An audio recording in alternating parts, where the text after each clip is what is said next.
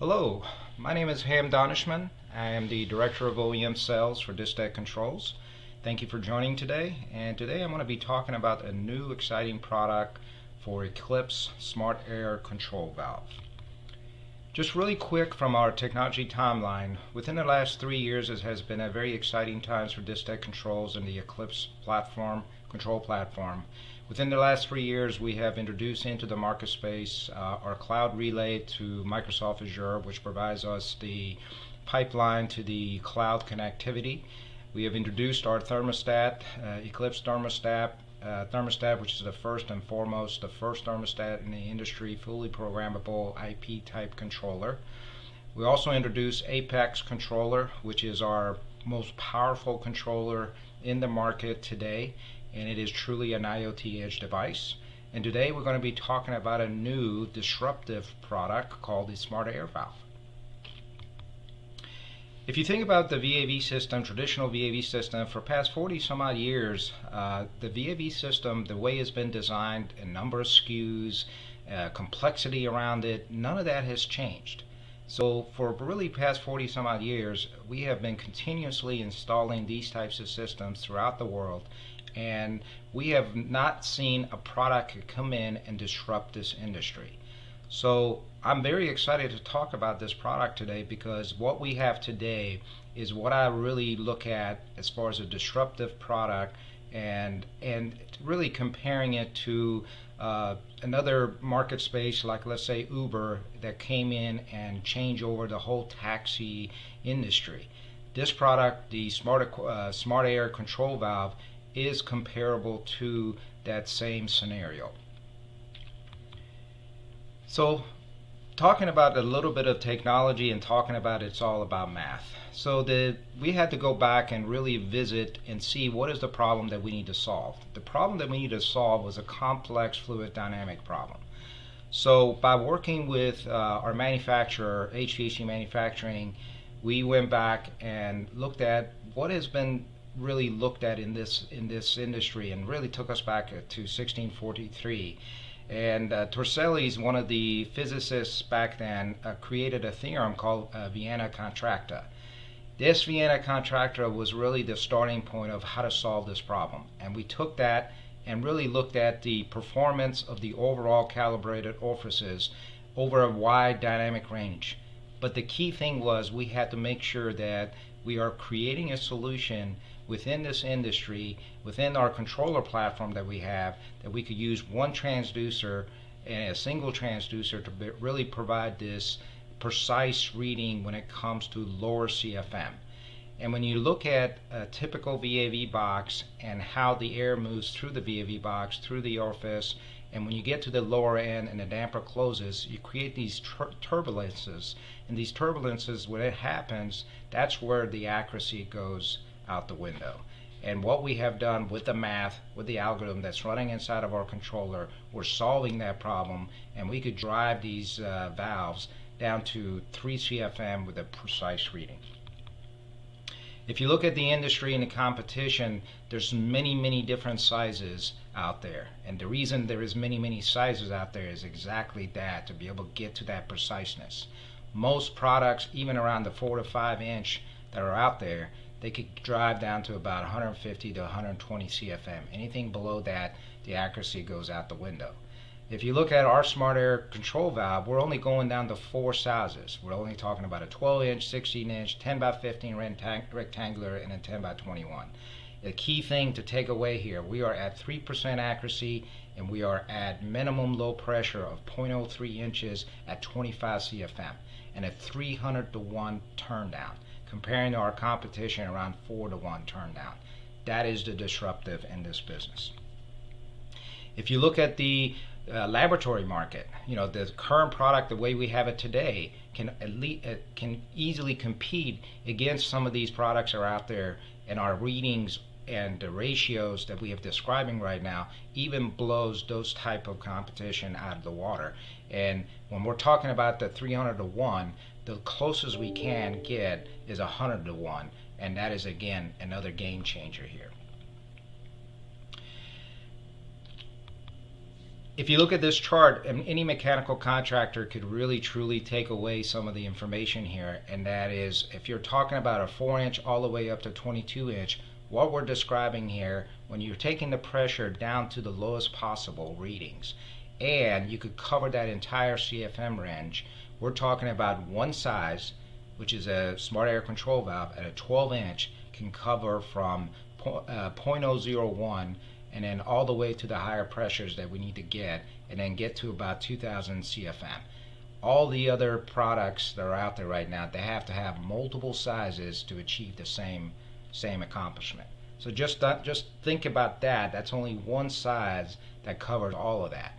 And so when you're thinking about flex spaces, when you're thinking about new construction, when you're thinking about construction that's happening in the industry, when you only have two sizes possibly in a round, you have changed the industry from the design and flexibility of every building that's being built out there, or any kind of retrofit. If you look at the value proposition, I'm not going to go through all of this, but the key thing here, this is a factory commissioned and documented product. When it gets to the job site, is arrive alive. And another key thing here is there is no balancing. Yes, I'm going to say that again. There is no balancing. This is a self-balancing device. No K factor is needed, and all you have to do is enter maximum and minimum CFM readings. Again, no balancing. Another disruptive value proposition here. If you look at the construction flow, there's many aspects of a construction flow. This is a typical VAV traditional construction process, starting from engineering all the way from delivery. What SACV is proposing is there's still some level of documentation you have to do up front. There's still some metal review, but there's many tasks that are being eliminated because of the disruption of this product as far as the technology and how it's being delivered into the field.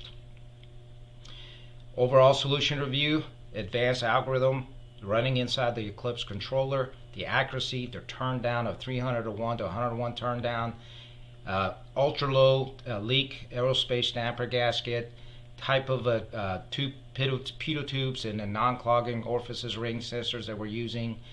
There's many aspects of this thing. This is just a highlighting overall value proposition around this product. Again, one other thing that I want to make sure everybody takes away here, this is also about flex spaces.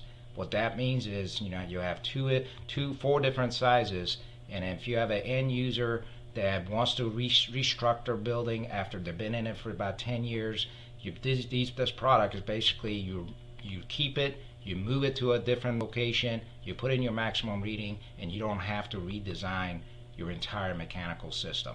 Again, all you do, no balancing involved, and you add your maximum reading CFM, and then your work is complete.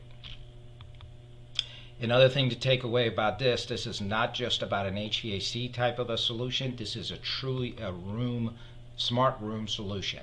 The product itself can control lighting, blinds, and we have a Bluetooth app that connects to our stat that is connected to this product, that you could have that entire room automation all within one product that's inside the room.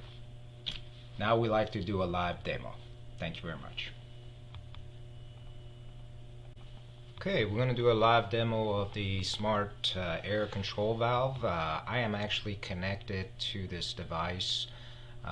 It's actually in my basement to my Wi-Fi of my home network, and the Eclipse controller has capability through web services. As you can see right now on this left hand side of the screen, I'm on a browser connected directly to my controller. I'm not using any kind of supervisory type of a device from a building management system or automation system. I'm going directly into our controller. Our controller has capability of serving up graphics, trends, alarms, all the logic, everything is within the system, within the controller. So as you can see here right now, I'm actually showing a very low CFM reading. This is not magic. The airflow itself is about 4.3 and set point's at 5. My damper command is at 0.9%, and I'm actually having a status of 0.8%. So I do have a fan on this, so I could basically have an air movement going across. So what I'm going to do right now real quick, I'm going to override this value and give it 150 CFM. So what we're going to watch and see that the damper starts opening and your CFM is going to go up. I'm going to try to speed this up as fast as I can. Try to go fans speed to go about 71%. I could actually hear it in my basement right now. I'm sitting right above it, and it's the speed is of the fan itself, obviously. And so as you can see, it's climbing, trying to get to that 150. It's opening up the damper position. A damper graphic should actually modulate and open up. This widget right now, I'm having a little bit of issue with it. It's not updating for me. It's a new widget for us that we have introduced. Maybe something I did wrong. I'm not sure, but you can see it's climbing. And one great thing about this math or this algorithm that's running inside this controller, you're not going to see this a lot of overshoot or undershoot. And so it's precisely is going to get to that point as fast as possible. I'm going to slow this down just a tad, just to make sure that we're seeing some really good values coming through. And then I want to also refresh my screen so you could actually see the trend is moving the way it's supposed to be moving. Again, I'm just updating my browser. Everything else was coming in live except the trend block, so you should see, okay, here it goes. So now it's trying to throttle back and try to get to that 150. So as you can see, it's moving. So for sake of time, what I'm going to do, this is obviously any VAV box out there could do this, get to that 150 CFM. So what I want to really prove here, which the first screen was really showing it to you, I'm going to try to drive this down to, let's say, 10 CFM. And I'm going to apply that right now. And set points just changed to 10. You're going to see immediately that the actuator status and feedback is changing, and it's going to start dropping as well. I still got a speed around 62%. I'll leave that as is, or maybe I could even slow it down a little bit. And what you're going to see is just going to drive this to that 10 CFM. And the beauty of this is, one of the key factors of this is not only the algorithm is working from the math and the algorithm that we talked about it earlier in the presentation, but our communication of the damper and the transducer is not a discrete input. It is truly a communicating actuator and the transducer to the controller. So it's continuously working back and forth at a very fast speed and then giving you that precise reading that's needed. Again, it's not discrete, meaning a hardwired of a sensor or a hardwire of an actuator that has to go through an analog output or an analog input. This is a communicating type of device, both from obviously the controller is doing its thing, but also the inputs and then sensing that it needs. So as you can see, it's driving. It's going to continuously close and get to the value around 10 CFM. And again, for sake of time here, this will definitely drive to 10. You saw where we were with the 5 CFM and earlier that I first showed it at the beginning of the presentation. But as you can see, it's continuously dropping, and it's going to get to that 10 CFM. Even at this rate right here, you're not going to see a traditional VAV box to be able to be at this measurement even at the 20 CFM. So again, think about the value proposition, what we're trying to say here. In an unoccupied period, when you're driving this valve at this low CFM, which ASHRAE standards is asking you to do in an unoccupied period, what you're really achieving here is a lot of energy savings. You're not allowing your main primary unit to drive to really work hard and then be able to provide the fresh air that's needs in the space. And then the accuracy of the smart air valve is allowing that to happen. So now you have preciseness around the amount of air that you're actually supposed to put into the space in unoccupied. Traditional VAV systems right now, they're driving as hard as they can, even at the 150 CFM or whatever it is that they don't need to be, but that's just the way it works today. So a lot of energy is being wasted. Your primary equipment typically are oversized to try to get to that.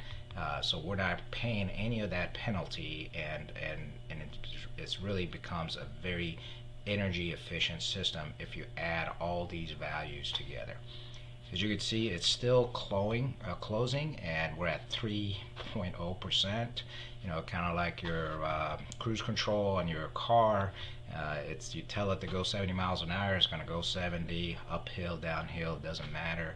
And that's what this product is showing you that today. So I'm about 3.6 CFM off. It's still going to try to get to that 10, and this is no magic, and it's math. That's what's happening here. Thank you again for your time. I hope you appreciate what we have provided here, what we're showing here today. I'm very excited about this product, and again, thank you for your time.